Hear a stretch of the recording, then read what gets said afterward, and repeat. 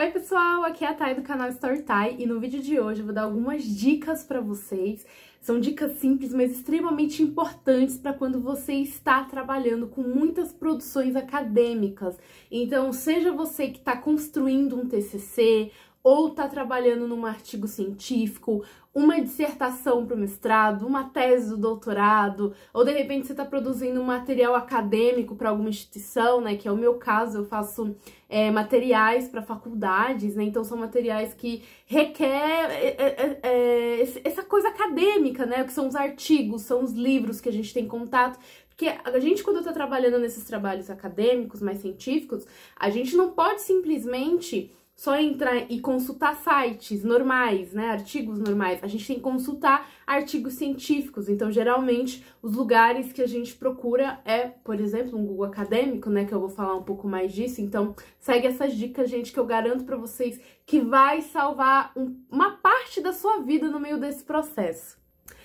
Bom, gente, então a primeira dica é você usar sites inteligentes para buscar suas referências. Se você está produzindo, como eu falei, né, pode ser um TCC, um artigo científico ou um livro mais acadêmico, enfim, qualquer produção que seja, que ela tenha esse cunho científico, você não pode simplesmente sair escrevendo qualquer coisa que você quiser, sabe? Você não está escrevendo para uma rede social ou para um blog, é um trabalho acadêmico científico, então você tem que consultar fontes. Você vai ler essas fontes e vai escrever com as suas palavras, né, o que tá escrito nessas fontes, porque se você copiar e colar no seu trabalho na cara dura, é considerado plágio, e você tem que fazer as citações, né, qualquer coisa que você vai escrever, você tem que ficar citando quem que deu aquela ideia, quem que disse aquilo, né? E muitos alunos têm muita dificuldade de achar essas produções acadêmicas. Então, gente, use sites inteligentes. O que são esses sites inteligentes? Não adianta ir pro Google normal e pesquisar lá o seu tema para achar artigos.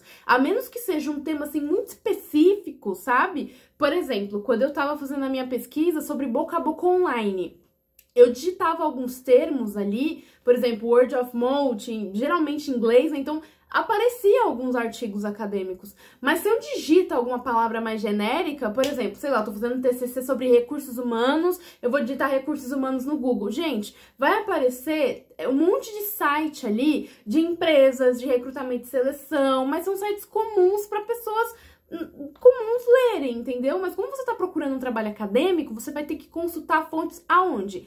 Em artigos científicos, em livros, em dissertações, em teses. E onde você vai achar esses trabalhos? O primeiro eu já citei no início do vídeo, que é o Google Acadêmico. Gente, joga no Google Acadêmico os temas que você está trabalhando, sabe? Coloque as palavras-chave ali. Você está fazendo um tema sobre etarismo, joga ali. Está fazendo um tema sobre cancelamento de marca, joga ali também. Então, eu diria que é um dos melhores sites que a gente tem, porque ele é gratuito, ele é online, tá disponível, é muito fácil, tem como filtrar por data, então é muito bom, é simples e muito eficaz, gente. Um outro site também que é muito bom é o site do Cielo, né? Então você vai lá também nesse site, eu vou deixar o nome aqui na descrição para vocês procurarem, você digita ali os temas também, aparecem muitos trabalhos interessantes, a gente tem o periódico da CAPES. Nem todos os trabalhos que estão ali são gratuitos, tá, gente? Tem alguns que são pagos, mas tem muitos trabalhos ali que são gratuitos, que dá para acessar. Então, se você entrar no periódico CAPES, tá? Você vai ver muito trabalho acadêmico. Tem o Scopus também, que é mundialmente, assim, ele é enorme, o Scopus. Só que ele geralmente é pago, tá? Então, se você faz parte de uma faculdade que tenha essa parceria, né, esse convênio para ter acesso a essa rede, eu recomendo, gente, inclusive o próprio site de repositório da sua instituição, porque geralmente instituições, principalmente de pós-graduação, de graduação também, costuma ter um repositório online, ou seja, todos os alunos que já fizeram trabalhos acadêmicos ali da instituição, os trabalhos estão publicados e está disponível online para os alunos acessarem. Então dá uma olhada também para ver se na sua instituição já não existe um repositório disponível. Uma coisa que pode acontecer também, gente, é de você achar um artigo ou um livro muito interessante, só que aí você só consegue ver o resumo, você não consegue ver o trabalho inteiro. E se você quiser ler o trabalho inteiro, você tem que pagar. E as taxas, gente, não são baratas. Eu já vi artigos assim sendo cobrado 20, 30 dólares para acessar. Gente, a gente convertendo isso para reais, isso é mais de 100 reais, entendeu? Então é muito caro, não tem como a gente ficar comprando todos os artigos que a gente vai ler. Então existem estratégias que você pode fazer para conseguir acesso a esse trabalho. Uma das dicas, assim, que eu dou, gente, e muitas pessoas acabam não fazendo isso, é entrar diretamente em contato com os autores daquele trabalho. Você, geralmente, quando você abre principalmente artigos científicos, tem um e-mail dos autores ali. Se não tiver na primeira página, tá na última, sabe? Tem o contato deles. Então é você pegar o e-mail deles e escrever. Sabe, olha, eu achei o seu trabalho na internet, eu quero muito fazer a leitura para eu poder citar no meu trabalho acadêmico. Você poderia me disponibilizar alguma versão? E, gente, a maior parte dos autores vão disponibilizar, porque, primeiro, não são eles que recebem esse dinheiro, tá, dos artigos que são vendidos, pelo contrário, muitas vezes eles pagaram para poder publicar aquele artigo, né, a difícil vida de um pesquisador, né, e segundo, um pesquisador, ele quer ser lido, gente, ele quer que outros pesquisadores leiam o trabalho dele e façam citações, então eles provavelmente vão te disponibilizar. E eu já cheguei, gente, a procurar na internet mesmo, contato de alguns autores, sabe, e internacionais. Eu cheguei a entrar em contato com uma canadense. Eu falei, moça, eu preciso muito do seu trabalho. Eu vi ali o resumo e eu acho que ele tem tudo a ver com o que eu tô querendo escrever e eu não acho em lugar nenhum. Você pode me dar aqui o seu artigo, por favor? E eu traduzi no Google Tradutor a minha mensagem, né, porque eu imaginei que ela falasse inglês. E ela me respondeu e me mandou. Não é garantido, gente, que isso vai acontecer, mas não custa tentar, entendeu? Então, essa é uma forma fácil de você conseguir o acesso àquele trabalho, você entrando em contato direto com esses pesquisadores. Tem outras formas também, mas eu não vou comentar aqui no vídeo, vocês procurem aí na internet, porque, né...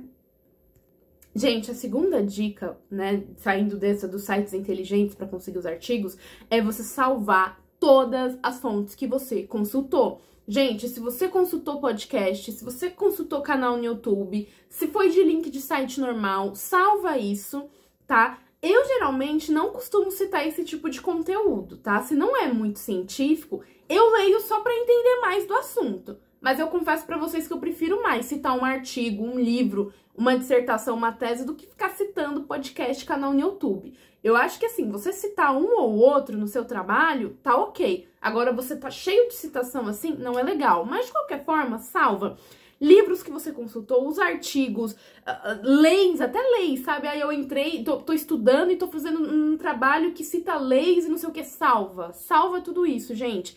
E criar pastas para diferenciar cada tipo desses trabalhos, sabe? Salva na nuvem, salva no Drive, salva no Notion, salva em algum lugar esses trabalhos. Por quê? Gente, eu vejo muito isso, grupo de TCC, que usa um grupo de WhatsApp com todo mundo para poder mandar os arquivos ali tudo no grupo. Gente, pode acontecer de alguém trocar o número do celular, do arquivo sair do celular de alguém e depois a pessoa não consegue mais baixar, você tem que ficar enviando de novo. Se perde no meio de um monte de mensagens. Então, assim, o pior lugar para você salvar qualquer coisa, gente, é o WhatsApp. Eu acho que para você mandar de forma rápida pra pessoa, ok, mas para salvar, não. Faz o que eu tô dizendo, gente. Cria uma pasta no Drive ou no Notion e aí você começa a diferenciar, sabe? Tipo, o que é livro, o que é artigo, o que é TCC. Primeiro porque você vai ter que fazer referência de cada um desses trabalhos lá no final, né, nas referências bibliográficas do trabalho. E, gente, nas regras da ABNT, a forma como você faz a referência, né, de um livro é diferente de um TCC, que é diferente de um artigo científico. Ele tem o mesmo princípio, mas vai mudar algumas coisinhas, sabe? Então, eu acho que até facilita você começar a identificar os diferentes tipos de trabalho acadêmico, até para você saber como fazer uma melhor citação.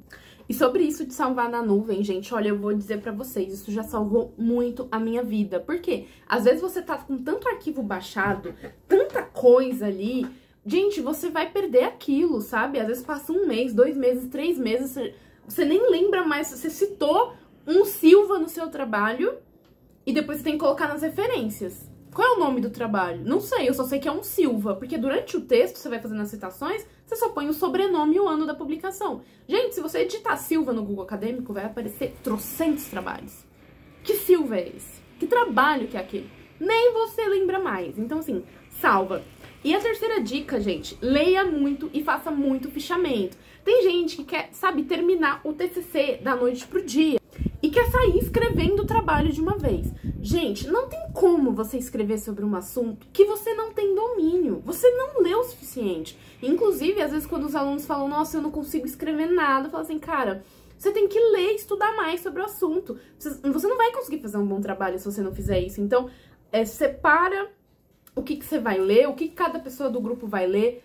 Você não vai entender tudo do início, não tem problema, mas começa a anotar também, faz fichamentos, sabe? E, inclusive, eu recomendo fazer um fichamento online. O que você entendeu daquele trabalho? Quais são as principais ideias que tem ali? Pra quê? Pra daqui a alguns meses, você não ter que ficar relendo toda hora os mesmos trabalhos, gente. Porque é isso que acontece, sabe? Você vai lendo bastante coisa, você vai perdendo informação. Então, é muito importante que você faça muitas leituras e faça o fichamento dessas leituras. E por fim, gente, a minha quarta dica aqui, e também é importante, salve todas as versões que você tá fazendo do trabalho. Todas as versões, inclusive, cuidado na hora de renomear, tá? Porque é isso, gente, você vai trocar com o seu orientador várias vezes aquele trabalho, aí vem versão 1, versão 2, versão 3, versão 4. Às vezes tem várias versões ao mesmo tempo, sabe? Você tá na versão 5, enquanto seu orientador tá corrigindo a versão 4. Só que como não dá tempo de você esperar ele terminar, você continua fazendo o seu. Então, assim, renomeia, toma cuidado. Na hora que vai salvar também os trabalhos acadêmicos que você tá usando, né, das suas citações, também salva o nome desses arquivos, gente. Eu recomendo salvar com o sobrenome dos autores, porque vai ficar mais fácil de você achar depois, sabe? Então, cuidado pra não sair só baixando os arquivos, com aquelas letras, aqueles nomes todos estranhos, aí você salva no seu computador, depois com aquele tanto de trabalho salvado, você não sabe nem o que é. Bom, gente, é isso. Beijo e até a próxima.